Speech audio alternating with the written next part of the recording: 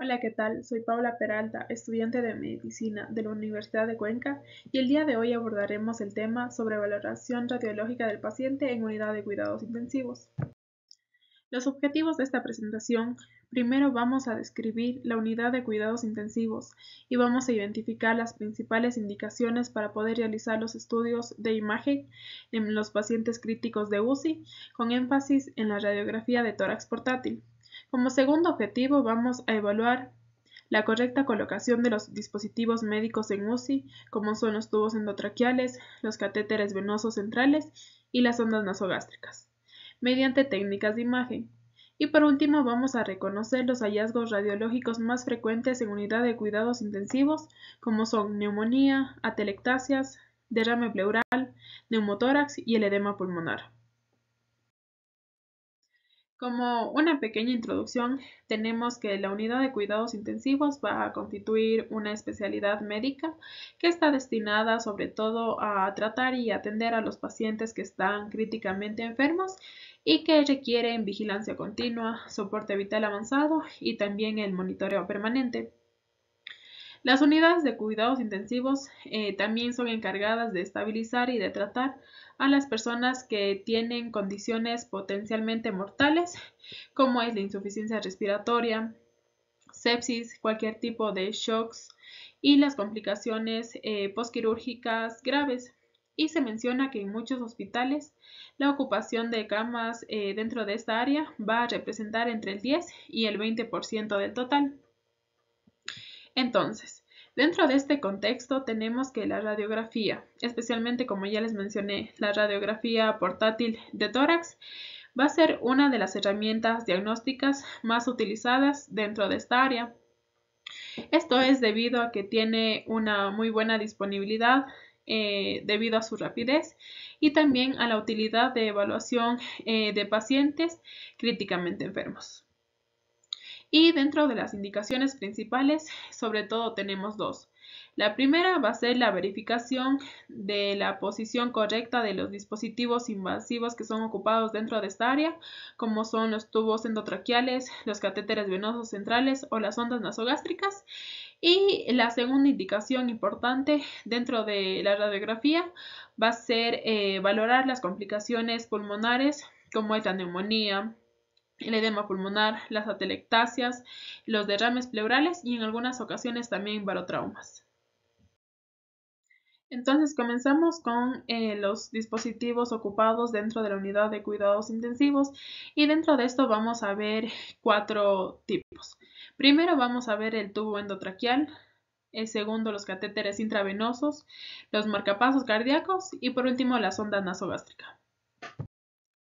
Entonces, primero tenemos el tubo endotraqueal. Este tubo va a ser un tubo flexible de 1 centímetro de diámetro aproximadamente y va a estar indicado sobre todo para el establecimiento de una vía aérea permeable, también para el soporte de ventilación mecánica y para la prevención y la aspiración de secreciones bronquiales.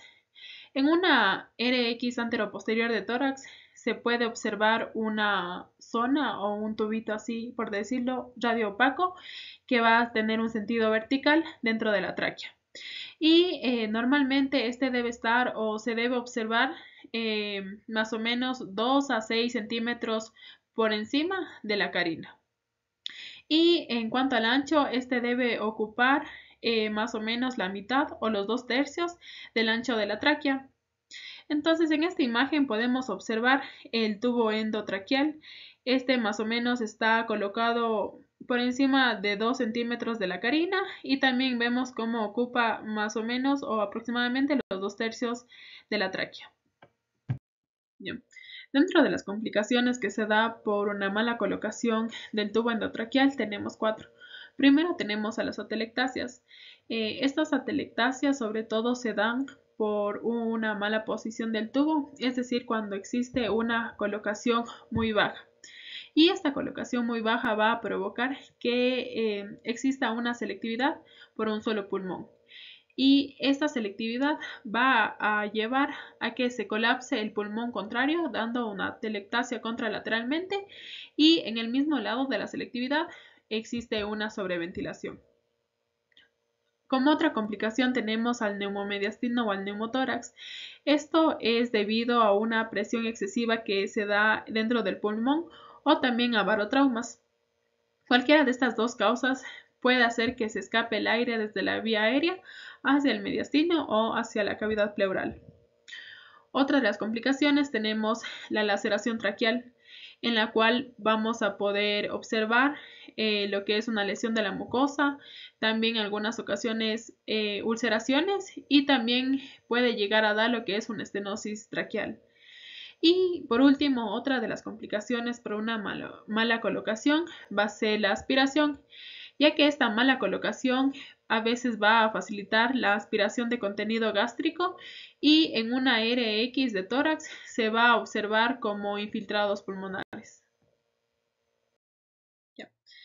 Como ejemplo del tubo endotraqueal, aquí podemos observar en la imagen derecha lo que es una paciente femenina de 65 años, la cual tiene neumonía por COVID-19, a la cual se realizó una intubación endotraqueal. Y como podemos observar en esta imagen, bueno, es una RX anteroposterior del tórax y podemos observar lo que es este dispositivo que se encuentra radio opaco. Se puede decir que está con una muy buena colocación debido a que se coloca por encima de unos 4 a 5 centímetros de la carina y también está ocupando más o menos unos 2/3 del ancho de la tráquea. Aunque en esta radiografía se puede observar lo que son consolidaciones pulmonares. Y por otro lado, en la imagen de la izquierda, igualmente podemos observar una colocación correcta del tubo endotraqueal, porque igualmente puede estar entre unos 5 a 6 centímetros por encima de la carina y igualmente se observa que puede estar ocupando la mitad de la tráquea. Para valorar lo que es el ancho del tubo, debemos observar zonas radiolúcidas por o alrededor al lado de lo que es las zonas radiopacas del tubo endotraqueal. Aquí tenemos dos ejemplos de mala colocación del tubo endotraqueal. En la primera imagen podemos observar, bueno, es una paciente femenina en la cual se le colocó una intubación endotraqueal y podemos observar que este tubo está sobrepasando lo que es la carina, porque como podemos observar ya está llegando hacia el bronquio derecho y esta selectividad está dando que el pulmón contralateral, que en este caso es el izquierdo, colapse, es decir, que exista una atelectasia. Y por otro lado tenemos igualmente aquí una mala colocación del tubo endotraqueal, que igual podemos observar esta zona radio opaca que está correspondiendo al tubo endotraqueal y este está igualmente sobrepasando lo que es la carina y ya está llegando a lo que es el bronquio derecho. Todavía en este caso no se da lo que es el colapso o la atelectasia, pero ya se puede observar un poco que el mediastino esté desplazado hacia la izquierda. Como segundo dispositivo tenemos a los catéteres venosos centrales. Estos van a ser tubos que son colocados en venas profundas y sobre todo estos van a ser utilizados para dos cosas. Primero, pueden ser utilizados para administrar medicamentos o líquidos por este medio y segundo y el más importante va a permitir medir parámetros del sistema circulatorio en pacientes críticos. Estos catéteres sobre todo son introducidos y son colocados mediante lo que es la vena yugular interna derecha, aunque en algunas ocasiones también se puede ocupar la subclavia y la axilar, o incluso, aunque no es muy ocupado también, a través de la vena femoral. Y en una radiografía anteroposterior de tórax se va a observar que este catéter, sobre todo cuando es la axilar, la subclavia y la yugular interna, va a discurrir superior o inferiormente a través de la vena cava superior hacia llegar al corazón. Pero el extremo distal no debe formar ángulos y debe encontrarse por encima de la aurícula derecha. Es decir, este extremo distal siempre va a encontrarse fuera del corazón. Esto es sobre todo para evitar complicaciones como son las arritmias, los daños también endocárdicos o taponamientos pericárdicos o cardíacos. Y en esta imagen podemos observar lo que es el catéter venoso central. En este caso está colocada por la vena yugular interna derecha y se puede observar igualmente que este llega por encima de la aurícula derecha y está fuera del corazón, por lo cual se puede decir que tiene una colocación buena. Y igualmente vemos que esto está paralelo al eje longitudinal de la vena cava superior. Asimismo, vamos a ver complicaciones por la colocación del catéter venoso central. Dentro de estas vamos a ver 4. Primero, vamos a ver la malposición. Esto se da cuando la punta del catéter va a quedar fuera del lugar ideal, es decir, por fuera de la vena cava superior, por encima de la aurícula derecha. Y cuando existe esta mala colocación, este catéter le podemos observar ya sea en la vena subclavia contralateral, en la yugular externa, aunque no es muy frecuente, o incluso ya dentro del corazón, sobre todo en la aurícula derecha.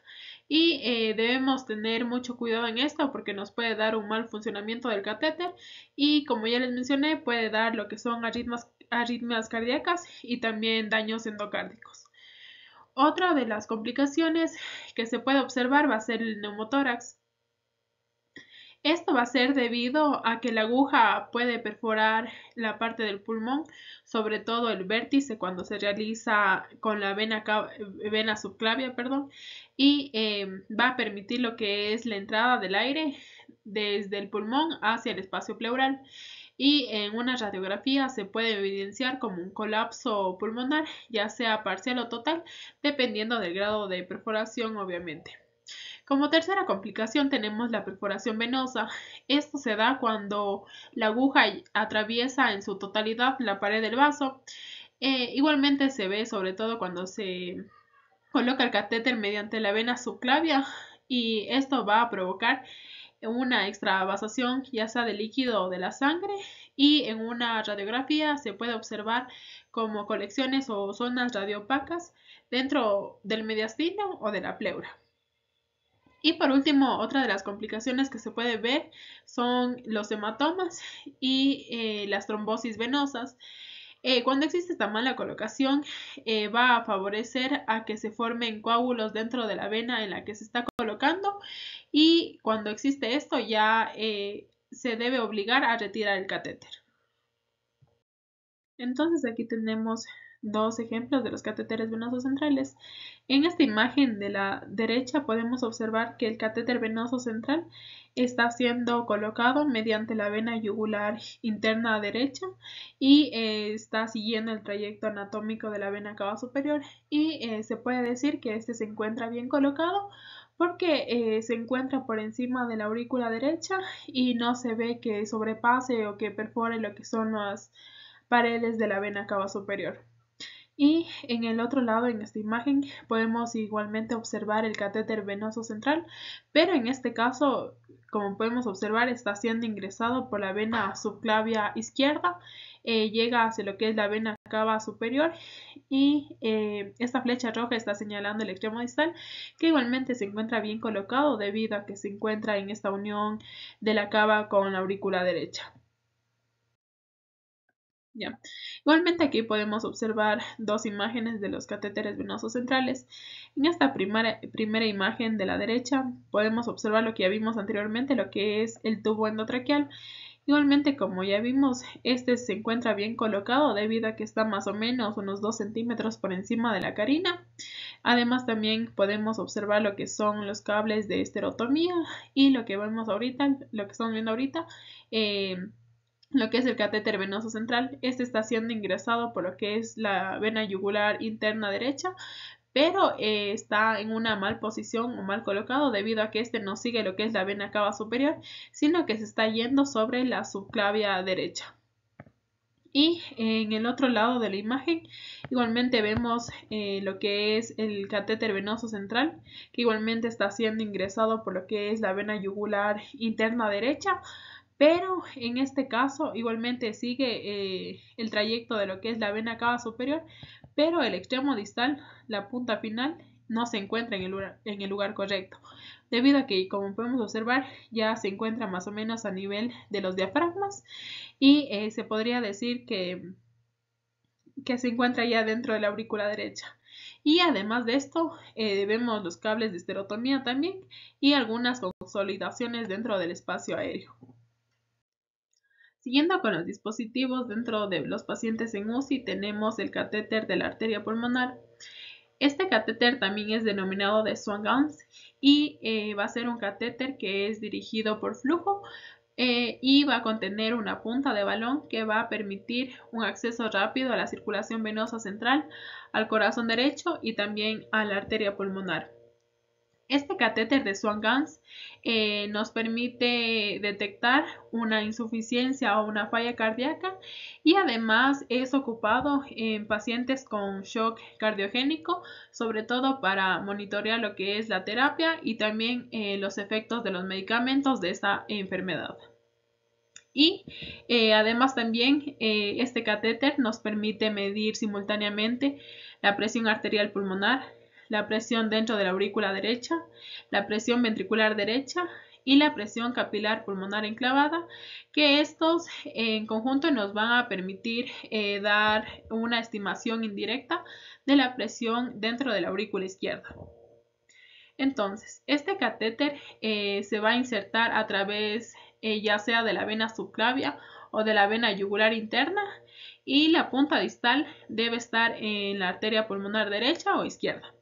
Y en algunos casos también la punta se puede encontrar en la porción proximal de alguna de las ramas de los lóbulos de los pulmones. Entonces, en esta imagen podemos observar este catéter de Swan-Ganz que podemos ver que está ingresando por lo que es la vena yugular interna del lado izquierdo. Podemos ver que sigue el trayecto, se va hacia la vena cava superior, entra por la aurícula derecha, sigue el ventrículo derecho y sigue el trayecto y llegando hasta la arteria pulmonar derecha. Y dentro de esta también va a existir algunas complicaciones. En este caso nos puede dar un infarto pulmonar, esto sobre todo cuando el balón va a permanecer inflado por mucho tiempo y va a ocluir una arteria pulmonar. También puede dar reflujo y formación de bucles. Esta formación de bucles es cuando el catéter se enrolla dentro de las cavidades cardíacas, lo que también podría llegar a dar lo que es una perforación del esófago. Entonces aquí tenemos dos ejemplos más del catéter de Swan-Ganz. En esta imagen de la derecha igualmente es una RX anteroposterior de tórax en la cual se observa el catéter que está ingresando por la vena yugular interna derecha, sigue el trayecto de la vena cava superior, ingresa por la aurícula derecha al ventrículo, va hacia el tronco pulmonar y llega hacia la arteria pulmonar, pero en este caso, a comparación del anterior que vimos, este ya se encuentra un poquito más adentro de la arteria pulmonar. Nos menciona que puede estar bien, pero también se podría retirar algunos centímetros. Y en la imagen de la izquierda igualmente es una RX anteroposterior de tórax y se está observando igualmente la entrada del catéter mediante la vena yugular interna derecha hacia lo que es la aurícula derecha, el ventrículo derecho, toma el tronco pulmonar y se va hacia la arteria pulmonar izquierda en este caso. Y en este caso también, si podemos observar, son opacidades dentro de las bases pulmonares que puede estar dado por un derrame pleural. Siguiendo con los dispositivos dentro de los pacientes en UCI, también tenemos a los marcapasos cardíacos. Estos van a ser dispositivos que generan impulsos eléctricos para poder así estimular al corazón cuando el sistema de conducción del corazón falla o cuando es insuficiente. Este va a ser ocupado para el tratamiento de las arritmias, sobre todo para lo que son las bradiarritmias, y su función va a ser mantener la frecuencia cardíaca adecuadamente cuando el corazón no pueda hacerlo por sí solo. Y en una radiografía de tórax vamos a ver que el marcapasos se puede observar como un generador metálico, que sobre todo este va a estar ubicado en la región infraclavicular izquierda, justo por debajo de la piel, aunque también puede estar del lado derecho, aunque no es muy común. Y desde este generador pueden salir uno o más electrodos que en sí van a seguir un trayecto anatómico. Este trayecto va a ser desde la vena subclavia hasta llegar al corazón y generalmente van a salir dos electrodos. Un electrodo auricular que llega hacia la aurícula derecha, más o menos cerca de la orejuela, y el segundo va a ser el electrodo ventricular que llega hacia el ápex del ventrículo derecho. Y dentro de los tipos de marcapasos, generalmente se encuentran dos. El uno va a ser el bicameral, es decir, que van a tener los dos electrodos que ya les mencioné anteriormente y estos deben estar correctamente ubicados en sus cámaras cardíacas. Y el otro tipo de marcapasos va a ser el leadless, que estos van a ser dispositivos o marcapasos que no tienen los electrodos, es decir, sin cables. Estos van a ser pequeños dispositivos metálicos que están dentro de las cavidades, que estos son ya colocados directamente dentro de la aurícula o del ventrículo derecho. Entonces, así podemos observar en esta imagen este marcapasos. Observamos una radioopacidad e igualmente podemos observar que están saliendo dos electrodos del marcapasos. Igualmente llegan a lo que es la vena, bueno, siguen el trayecto a la vena subclavia, llegan a la vena cava superior y llegan a lo que es la aurícula. El uno se queda en la aurícula, que es el electrodo auricular, y el segundo llega hacia lo que es el ventrículo derecho. Aquí también observamos una radiografía anteroposterior de tórax e igualmente se puede observar lo que son, lo que es el marcapasos cardíaco. Igualmente están saliendo dos electrodos que siguen la vena subclavia izquierda, llegan a la vena cava superior, un electrodo llega hacia lo que es la aurícula derecha y el siguiente electrodo ya se queda en lo que es el ventrículo derecho. Igualmente aquí tenemos dos ejemplos más. Igualmente son radiografías antero-posterior de tórax. En la primera imagen podemos observar estos marcapasos que les mencionaba, que son los marcapasos leadless, que observamos como una cápsula radioopaca de aproximadamente unos 2 por 1 centímetro, que en este caso se encuentra dentro del ventrículo derecho. Y por otro lado, en esta imagen podemos observar el marcapasos, pero en este caso observamos que salen de tres electrodos. El uno se queda en lo que es la aurícula derecha, el otro se va al ventrículo izquierdo y el otro al ventrículo derecho.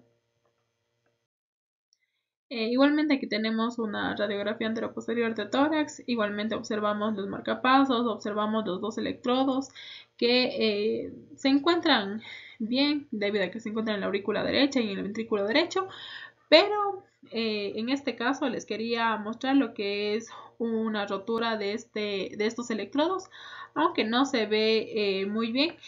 En este caso, en este catéter se encuentra roto aproximadamente 1 centímetro desde el comienzo del marcapasos. Y por último, dentro de los dispositivos en UCI, vamos a tener la sonda nasogástrica. La inserción de una sonda nasogástrica va a ser un procedimiento muy común, pero va a ser invasivo. Y aunque generalmente no es muy perjudicial, en algunos casos puede llegar a producir algunas complicaciones graves y hasta mortales debido a una mala colocación. Esta sonda nasogástrica va a ser un tubo delgado que se introduce a través de la nariz o también se puede introducir a través de la cavidad oral y va a tener varios fines médicos. Dentro de las principales indicaciones de una sonda nasogástrica tenemos a una descompresión gástrica, a la administración nutricional parenteral, también a la administración de medicamentos o a las aspiraciones o lavado gástrico, especialmente este último en casos de sangrados o de intoxicaciones. Y en una radiografía de tórax o de abdomen se va a observar la sonda nasogástrica como una estructura radioopaca y el trayecto que va a seguir va a ser desde la cavidad nasal o desde la cavidad oral, va a pasar hacia la nasofaringe, pasa hacia el esófago y va a terminar en el área gástrica. Y en este caso el extremo distal de la sonda se debe ubicar por debajo del diafragma. Generalmente se encuentra dentro del cuerpo del estómago y generalmente en la línea media o ligeramente izquierda. Y esta ubicación es fundamental para poder asegurar la correcta función de la sonda nasogástrica y así evitar complicaciones como es las perforaciones o la mala colocación en las vías respiratorias. Igualmente aquí tenemos una radiografía anteroposterior de tórax en la cual se puede observar una línea radio opaca que llega hacia lo que es la zona gástrica y como podemos observar este no se encuentra por dentro de la tráquea sino se encuentra ligeramente a la izquierda. Y igualmente podemos observar cómo pasa el diafragma y llega a lo que es el área gástrica. Aquí tenemos dos ejemplos de radiografía anteroposterior de tórax que muestran las ondas nasogástricas. En la primera imagen podemos observar que esta sonda nasogástrica está llegando al área gástrica, pero está formando un bucle y este bucle se encuentra en una hernia gástrica y por el otro lado podemos observar que esta sonda no está yendo por el camino correcto, por así decirlo, sino que tomó ya el camino de las vías aéreas. En este caso va hacia las vías aéreas derechas y esta flecha nos indica que la punta distal se encuentra ya en el ángulo costofrénico del lado derecho. Y esto está ocasionando lo que es un neumotórax, como podemos observar. Y ahora, como ya les mencioné, además de evaluar las posiciones de los dispositivos dentro de la unidad de cuidados intensivos, también la radiografía nos va a permitir evaluar las complicaciones que existe dentro de esta. Y en estas complicaciones está el síndrome de diestrés respiratorio agudo, neumonías, el edema pulmonar y también las atelectasias. Comenzamos con el síndrome de diestrés respiratorio. Este síndrome es una forma grave de una insuficiencia respiratoria aguda y va a surgir como una respuesta ya sea a un daño sistémico o ya sea a un daño local pero que sea severo. Dentro de las causas que pueden producir este síndrome tenemos dos grupos. Tenemos al síndrome pulmonar, a las causas pulmonares y a las causas extrapulmonares. Dentro de las causas pulmonares tenemos a la aspiración, a infecciones, a un ahogamiento o a una contusión pulmonar. Y dentro del síndrome de las causas extrapulmonares tenemos a la sepsis, tenemos a traumas graves que no sean torácicos, igualmente a cirugías no torácicas y también a transfusiones masivas. Entonces, como ya les mencioné, este síndrome se va a caracterizar por presentarse como una insuficiencia respiratoria aguda, pero este va a estar acompañada de una hipoxemia grave. Y clínicamente podemos dividir en dos fases a este síndrome. Tenemos una fase exudativa y una fase proliferativa. En la fase exudativa van a aparecer zonas de congestión y va a haber un aumento de la permeabilidad capilar, lo que va a permitir que un exudado rico en proteínas y en células inflamatorias pasen hacia el intersticio.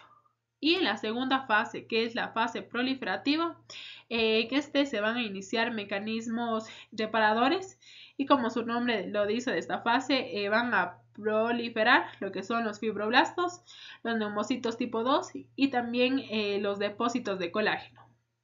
Y ya imagenológicamente en una RX se van a manifestar como opacidades pulmonares bilaterales, que estas son generalmente difusos y también se pueden describir como infiltrados o consolidaciones de los alvéolos. Y aquí tenemos una imagen de igualmente una radiografía anteroposterior de tórax que, como podemos observar, existen infiltrados alveolares que están igualmente bilaterales, lo que corresponde a un síndrome de dificultad respiratoria aguda, aunque estos también pueden ser debido a otras enfermedades. Como ejemplos, aquí tenemos en la imagen de la derecha lo que es una radiografía anteroposterior de un neonato intubado. Como podemos observar, se observa el tubo endotraqueal, que igualmente se podría decir que está bien colocado debido a que sí está por 2 centímetros encima de la carina. Pero en este caso nos menciona que en el hemitórax del lado derecho se va a observar zonas de radiolucidez y también en algunos puntos se ven las consolidaciones, dando lo que es el síndrome de diestrés respiratorio. Y el libro de Ceram también nos menciona que se pueden ocupar lo que son las tomografías computarizadas. Entonces, en este caso, he traído lo que es una imagen, una TC en un corte axial con ventana mediastínica de tórax, que se puede observar lo que son opacidades igualmente bilaterales posteriormente. Ahora vamos a ver neumonía. La neumonía en unidad de cuidados intensivos nos menciona que puede ser muy difícil de diagnosticar debido a que se pueden confundir con varias enfermedades como la insuficiencia cardíaca, el tromboembolismo pulmonar, también las atelectasias.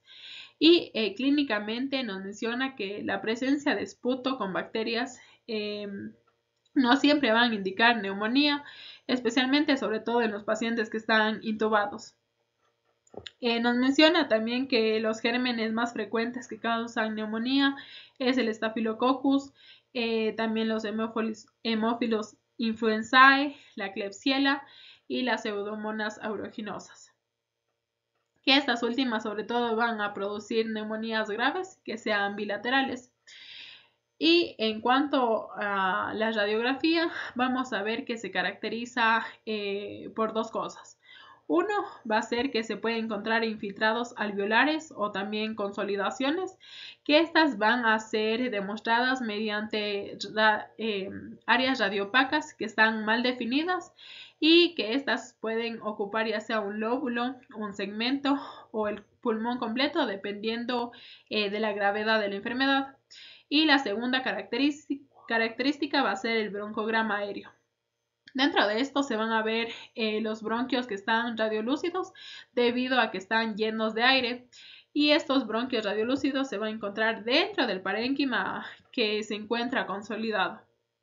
Entonces, aquí podemos observar lo que es una radiografía anteroposterior de tórax que se menciona que está positiva para neumonía, y esta es de un paciente de 78 años que está con neumonía por COVID.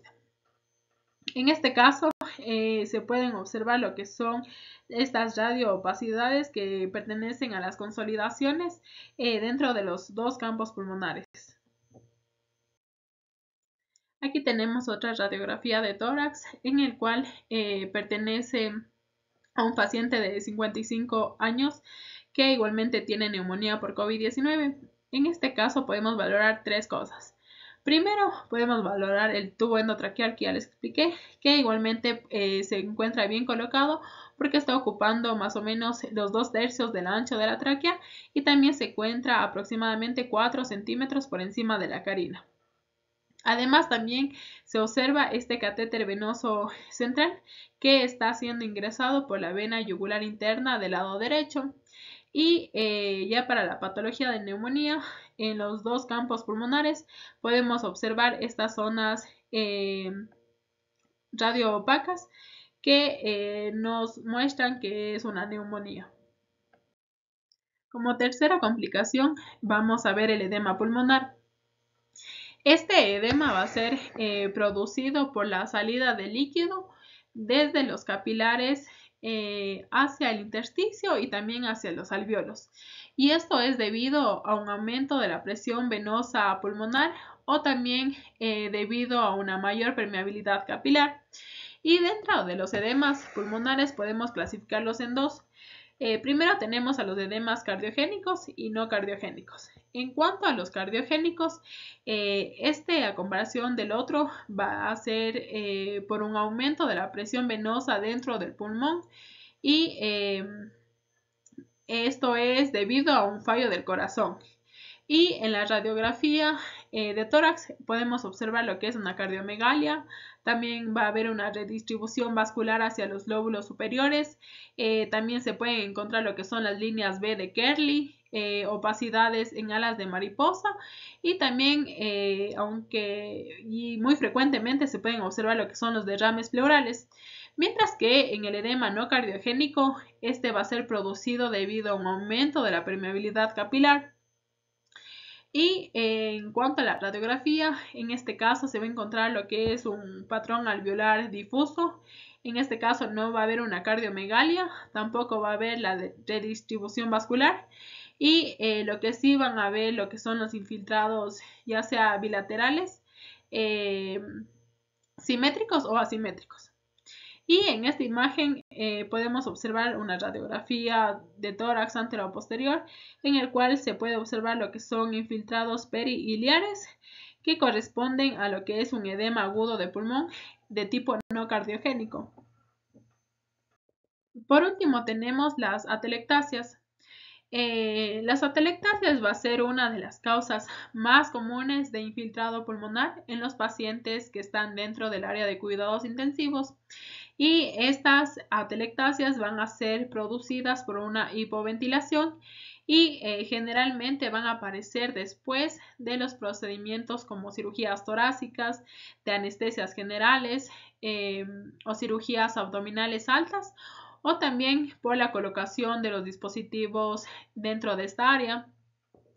En estas condiciones, la ventilación pulmonar se va a ver reducida por distintos mecanismos que favorecen al colapso de los alvéolos. Y para producirse atelectasias dentro de esta área pueden haber algunos factores predisponentes. Dentro de estos podemos tener lo que es el dolor postoperatorio.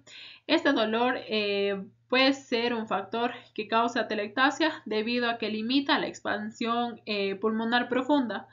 Asimismo, otro factor va a ser la disminución del reflejo de la tos, debido a que este va a impedir eliminar lo que son las secreciones. Otro de los factores también puede ser la debilidad muscular o un bajo nivel de conciencia, ya que también reduce el esfuerzo respiratorio. Y radiológicamente vamos a tener que las atelectasias se pueden manifestar como infiltrados lineales o totales. Sobre todo esto se va a encontrar en lo que son las zonas posteriores o en las zonas basales, que están acompañados de signos indirectos como es el desplazamiento del mediastino o también el desplazamiento del diafragma hacia el lado que se encuentra afectado. Y en esta radiografía podemos observar lo que es igualmente una radiografía de tórax antero-posterior, en el cual se observa una atelectasia masiva del lado izquierdo, haciendo que el mediastino esté desplazado hacia ese mismo lado. Y ya para terminar esta exposición vamos a ver imágenes para recordar ya lo que... Aquí tenemos una radiografía antero-posterior de tórax en el cual podemos evaluar muchas cosas. Una de estas tenemos el tubo endotraqueal, que este se encuentra más o menos por encima de unos 4 centímetros de la carina y está ocupando unos 2/3 del ancho de la tráquea, con lo cual se puede decir que está bien ubicado. Además, también se puede observar lo que son los cables de esterotomía, también tubos de traqueostomía. Se puede observar lo que es el catéter de Swan-Ganz, que está viniendo de lo que es la vena yugular interna y se dirige hacia lo que es la arteria pulmonar derecha.